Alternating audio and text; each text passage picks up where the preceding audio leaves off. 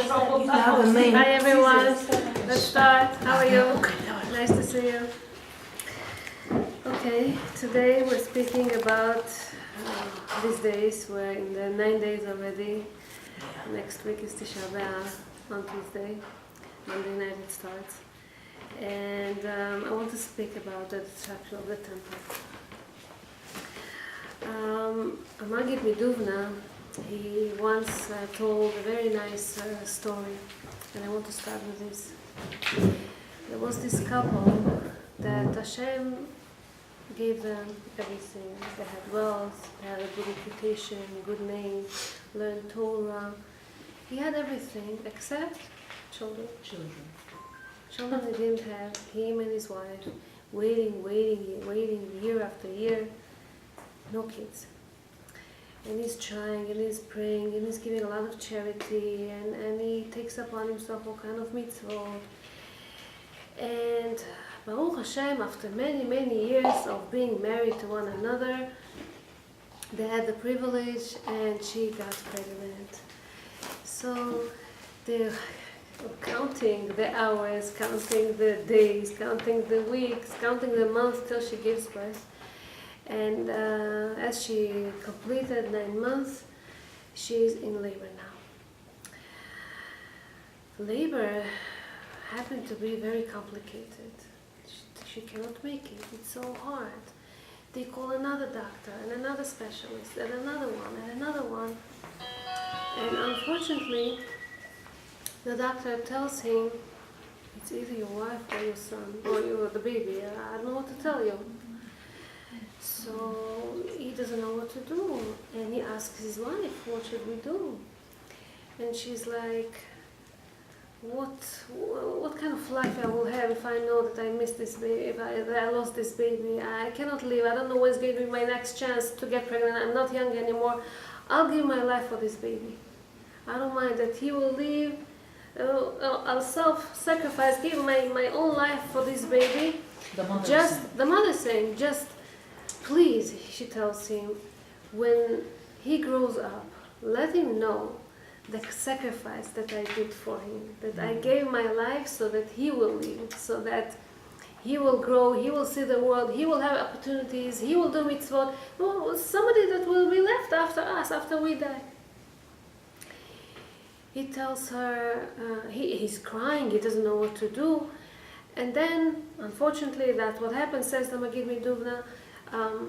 She died, but the baby managed to live, Baruch Hashem, and he grew up. And it's interesting that every time that there is her Yeshua, her Haskara, it's his birthday also.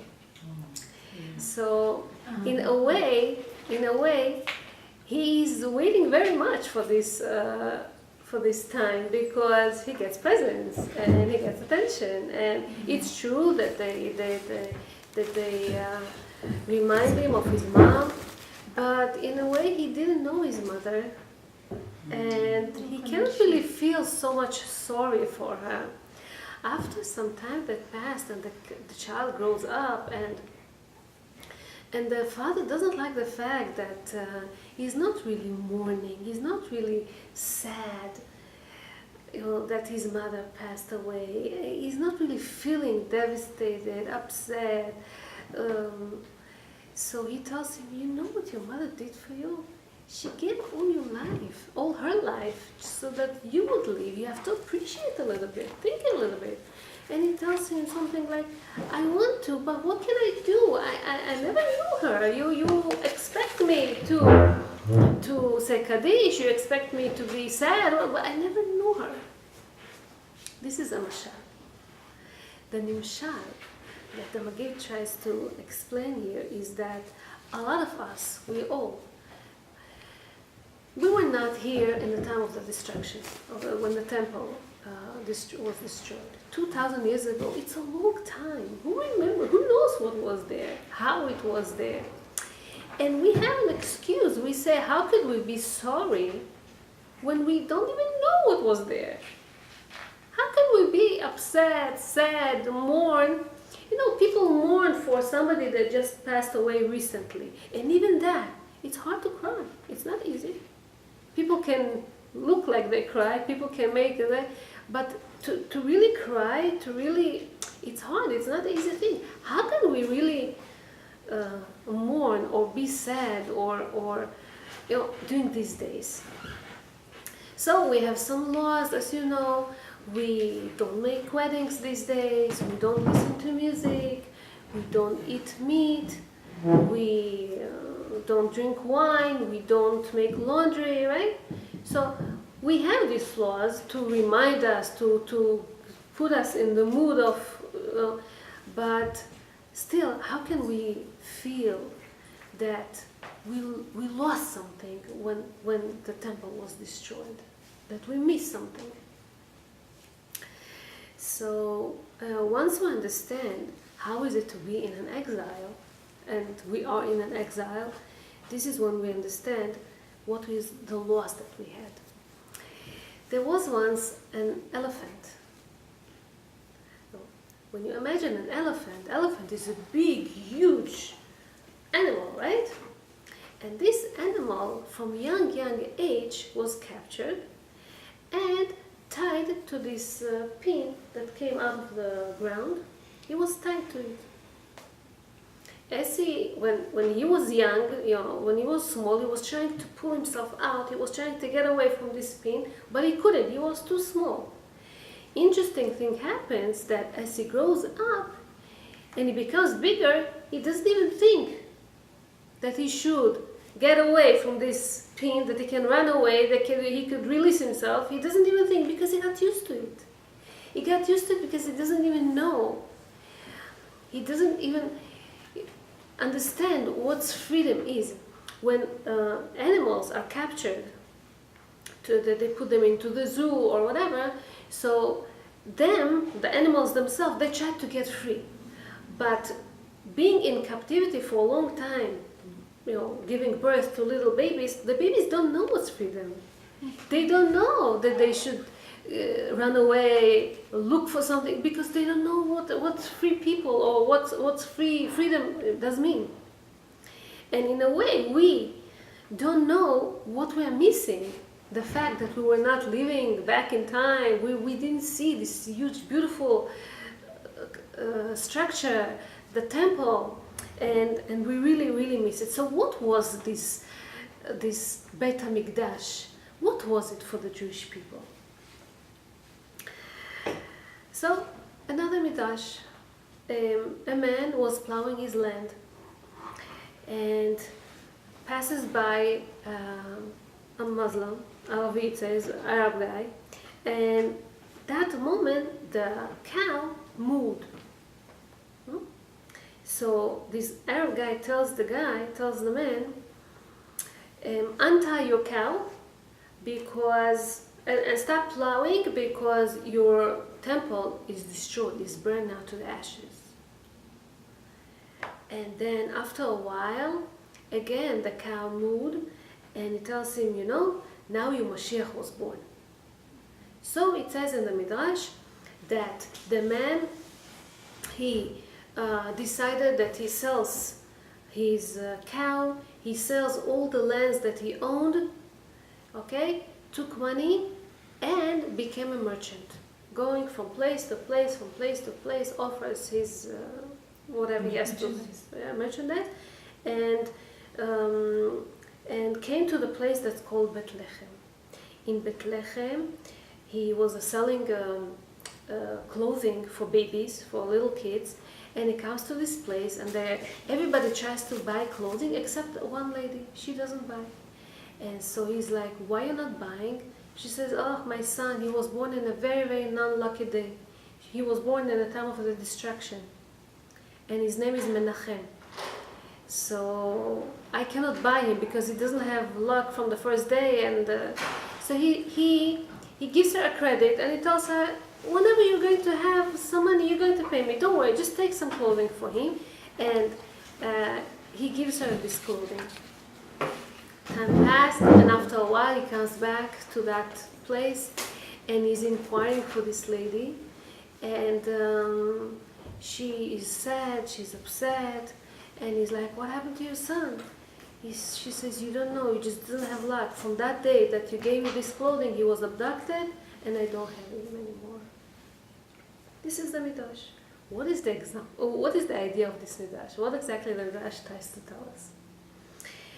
There is no other nation like the Jewish people that are in exile. Every nation has its land. They belong. So Norwegians, they live in Norvegia, and French people, they live in France, and English people, they live in Britain or in England, right? And the Jewish people are in exile for thousands of years. Exile means getting out, changing from something that has natural order, coming out to something that's not stable, and you don't know what's going to be tomorrow. You don't have your own land, you don't have your place.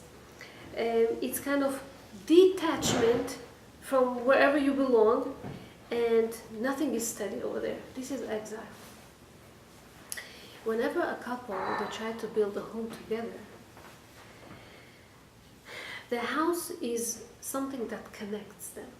Even though, let's say, he's at work, she went to buy something, the house is something that connects them, both of them.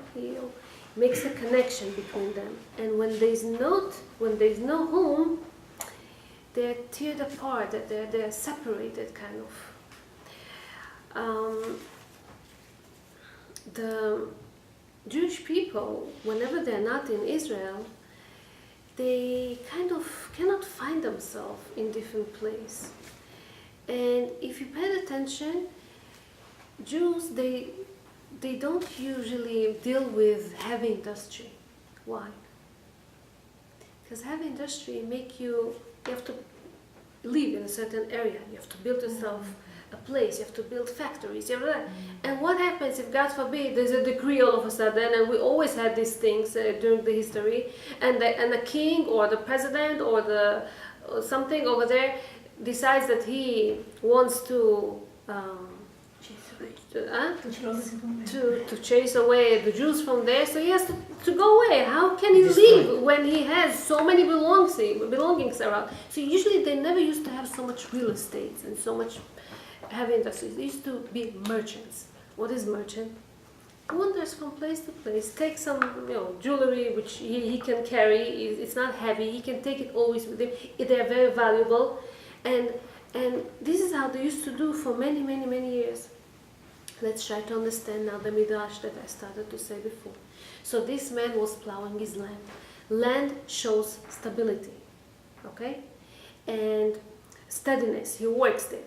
And then comes this Arab. They didn't used to have Arabs those days, but Eliyahu Navi comes as an Arab, and he tells him that from now on, he told him that the temple was destroyed. He tries to tell them that from now on he doesn't have any stability in life, because a house, the temple, Bet Hamikdash, is something that shows stability, and now you don't have it.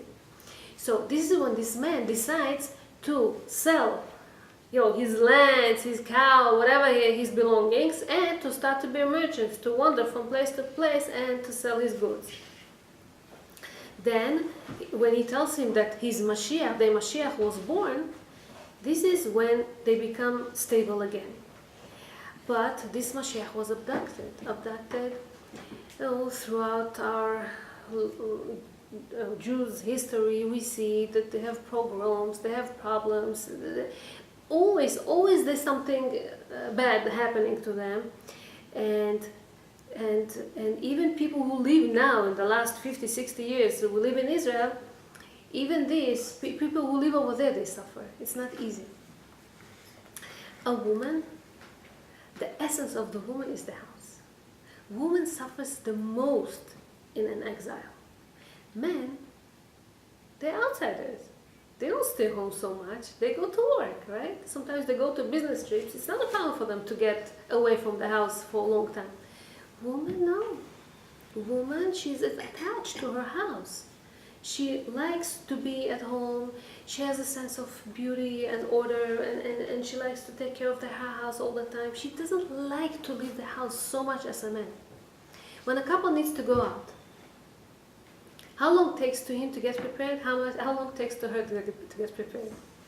He is like 1, 2, 3. No, why are you not ready? And you, meanwhile, okay, you have to go and make sure that the oven is closed and the food is ready and the windows are closed and this is ready and this is clean and this is there. You put your shoes away, you put the phone away, you put the until you leave. You have to check on the kids, you have to check on the laundry machine, you have to until you leave. A woman cannot leave the house so easy. She's attached to the house. And so you see that a lot of stories of the destruction of the temple is about ladies. It's about women. Mata bat Baitos. She was this rich woman, daughter of a rich man. And so it was a hunger in the time of the temple. You know, the Romans, they put a siege on Jerusalem for 3 years, and then the people inside that decided to make some problems, so they don't have food, right? And she's so delicate. She goes, she sends her maid, and she tells her, okay, there's one piece of bread left, and she tells her, so go and bring it. Until she goes, she comes, she says, there's nothing left, there's something black rye bread. So go bring me the rye bread. No, there's nothing left, there's only this, there's only that. Well, it's things that she's not used to. They say that she got married to Yehoshua ben Gamla, and he became Kohen Gadol. And one day she wanted to see him or to hear how he reads the Torah in the Holy Temple once a year in Yom Kippur, right? He used to read the Torah over there. So she goes there. Now, because she's so delicate, her maids are trying to put carpets all the way from her house till the Holy Temple, so she, God forbid, shouldn't touch the floors, the ground. This is how delicate was this lady. But lo aleinu, when she died, it says that the Romans, they tortured her very much. They put her on a Arabian horse, and they dragged her body all over.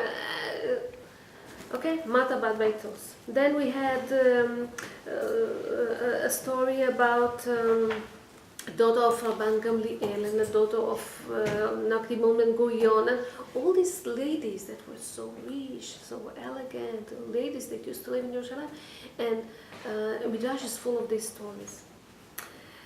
It's interesting. It says that in the time of his destruction, Yirmiyahu, the prophet, goes and wakes up Avraham, Yitzchak, Yaakov, Moshe, Yehoshua, and he tells them, do something, pray to Hashem so that, you know, he will cancel this decree. And they try and they pray, and Hashem doesn't listen to them. Then comes Rachel. Why does Hashem listen to Rachel? He tells her, why did he listen to her? Because, as we said before, the essence of the woman is the house. What did Rachel do? She gave in to her sister. She let her live in a house with Yaakov Avinu, and in a way she told him, okay, you're going to live, and she gave in. She gave her the house of Bet Israel so that her sister will build it with her husband, not her. A woman that was able to give away this something that is so important for her. This is when Hashem listened to her, because she was the one that told Hashem, if I was able to do such a thing, to give in for my sister, this is also tzara. This is also something that I brought into my house. I didn't really have to do it, but if I accepted and I forgave and I lived okay with this, you also forgive the Jewish people. And this is when Hashem listened to her. By the way, the Holy Temple was built on the portion of Binyamin, her son, Rachel's son, which I told you shows stability more than anything else, the Holy Temple. So, we see that the Holy Temple was fulfilling this role of a very devoted and loving mother. As we said, she self-sacrificed her life for her baby, for her son. This is what the Holy Temple was for us, many years ago, because a man, right, made a sin in the time of the temple. So what happens when he makes a sin? he has to go and bring a sacrifice to the holy temple. So he buys this, let's say, a little lamb or little sheep or whatever it is. He goes all the way. He has a long way to think and rethink about the sin that he did. And he regrets and he feels sorry. And as he comes to the holy temple, the Levim are starting to sing very, very sad song as he brings the sacrifice. And then the Kohen, he leans his hand on top of this sacrifice, and he understands that whatever is going to happen now to this animal was supposed to happen to him. He was the one that was supposed to be punished. Now it's the animal. So at the time that he brings this sacrifice, then comes a voice from heaven that says, "V'sar avoncha v'chatatcha tachupar." Hashem forgave your sin. At that moment, when such a thing happens, a great happiness comes upon a person. Many times I ask brides that go first time to mikveh, what's the feeling? Or people who convert to Judaism for first time, how is the feeling of dipping in this spiritual water? They say happiness. Why happiness? It's like they're reborn. They become, and when you're reborn, you have no sins. When you have no sins, you're happy.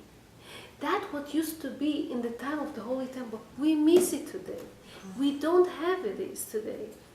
So this is this atonement that the Holy Temple would do to people. It says, "Chazaka lamed shishtakech min halev." God forbid somebody passes away. After a while, it happens. What can you do? People forget about that person. This is, in a way, a blessing. That a widow can remarry after a certain time, and people can start a new relationship. In a way, it's good. But when somebody is alive, he is never forgotten. We know that Yaakov was mourning for Yosef all the time that he was alive because he never died. So he felt that he's sorry, he felt that he's sad, all that. He couldn't comfort himself, right? So the fact that for 2,000 years we're crying, we're sad, we're mourning for the destruction of the temple, it shows that we are mourning not for something that was there and finished. No, it's something that can rebuild any second. We just have to believe in this, that rebuild any second.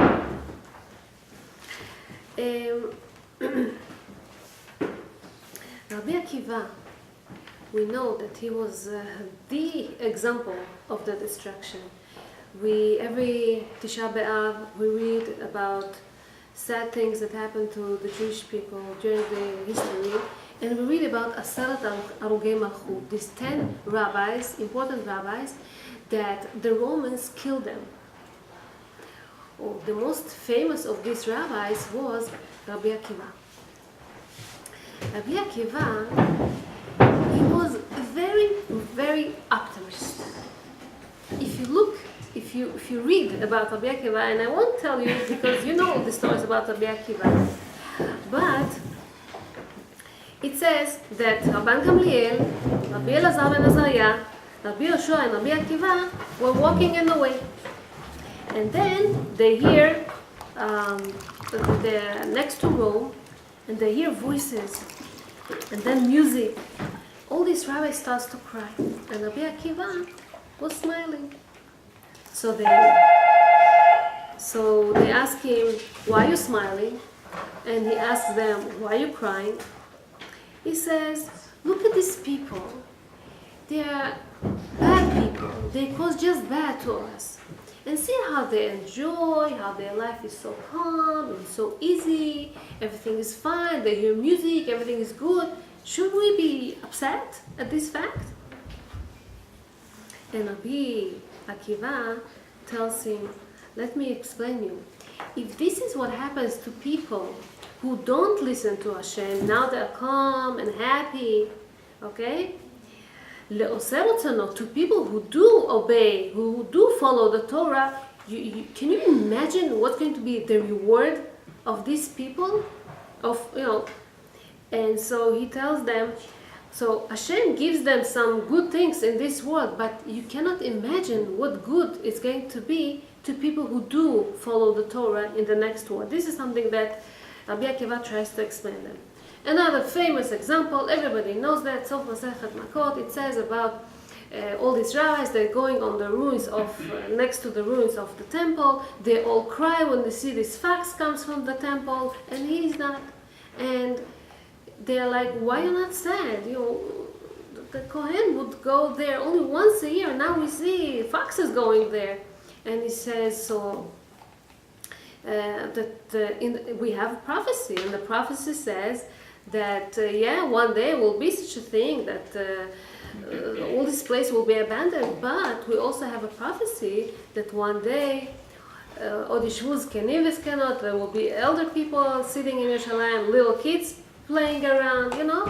Yeah, there will be distraction, but there will be also be good days one day. And another time happens when in Masechet Sanhedrin, Rabbi Eliezer Gadol, the rabbi of Rabbi Akiva, he got sick. He was very, very sick, and the rabbis, they come to visit him. So they all are upset and crying, and he's not. And they're asking him, why you're not upset? You see your rabbi, how he suffers. Why you're not upset? He says, as long as I see that my rabbi, the description is like this: his wine is not spoiled, and his linens are not ruined, and his oil is not getting old, and his honey is not getting whatever. As long as I see that his Torah is there, okay, he can still lead us. I would say to myself, if he lives calm in his lifetime, I would say maybe there's a problem. But now that I see that he suffers in this world, it's okay. But next world is going to get his reward. Basically, same kind of a thing, constant. So this Rabbi Akiva, you say to yourself, he's just laughing at people. He doesn't care. What happens when he himself dies? He is trying to torture Rabbi Akiva. We know the way he died, and he doesn't see Rabbi Akiva crying or devastated or depressed or anything. He says, all my life I was waiting for this moment to say Shema Yisrael, so again, he's optimistic. When he was crying, Rabbi Akiva, one incident in the whole Shas, it says that Rabbi Akiva was crying. When was that? It says, Gemara Masechet Nazir. It says בספר במדבר, אישה הפרם והשם יסלח לה. Let's say a woman makes a neder, a vow she takes, that she's going to be Nazir. I say Nazir, somebody that... A woman? A woman. Let's say she makes this vow. Okay, she's not going to drink wine, and let's say. So, and then she did drink wine, or she went to the cemetery when it's not allowed, or something like that. And then after she did that, she understood, or her husband let her know that he canceled her vow. Okay. So basically, if her husband cancels this vow, whatever she decided she takes, she does, it's nothing. It's meaningless, basically, right? Let's say, an example. Somebody wants to eat, decides purposely not to eat in a kosher restaurant. He's searching for a non-kosher restaurant, and without knowing, he didn't see, whatever, he got into a kosher restaurant and he ate kosher meal. Did he make a sin or not? No. Yeah. But he wanted to make a sin. Doesn't matter. So, interesting, but Rabbi Akiva says that if somebody intended to make a sin, and he did make a sin, okay, this kind of a sin, it's very tricky. But this kind of a sin is something very, very bad, because people cannot make tshuva for this kind of a sin. They don't know that they sinned. And when people make a sin like that, this sin sometimes could be even greater than the destruction of the temple. Do you understand how Rabbi Akiva looks at things? He thinks of things that we are not careful, but we won't pay attention. We would look at life. Sometimes you see black and you see white and you say, oh, everything is so bad, everything is so upsetting, everything is so depressing. But he is constantly optimistic about things. He doesn't believe in being sad, or he doesn't believe that being in a sin, or thinking about, oh, I made a sin, I cannot really get away from this, I cannot atone myself, or he doesn't believe in this. But in this situation, when somebody wants to make a sin, it just didn't happen, it's like he did a sin, and it's a problem, it's a big thing. This is something that the Holy Temple, when we used to have it, could make a kapara for this, but we don't have this today, and this is the problem. I want to tell you a story about a special man, how he worked on himself. We are in these days, we know that Rabbi Akiva, a lot of his students died because of not caring so much about things between Ben Adam and Adam, right?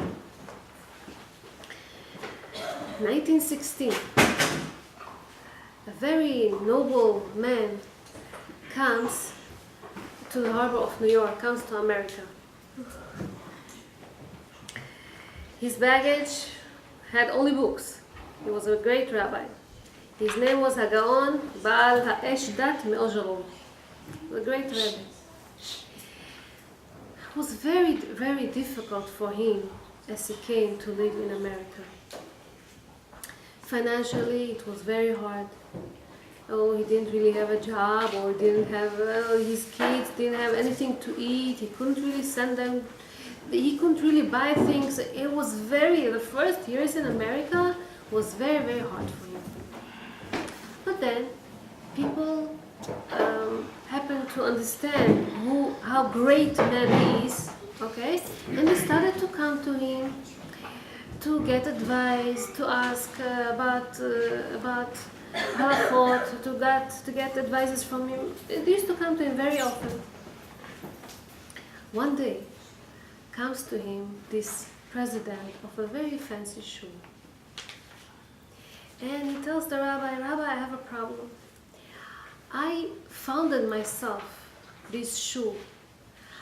I built it all by myself. I went to the people, I collected money, I made fundraisers, I made whatever I can, right? And I built it all from scratch.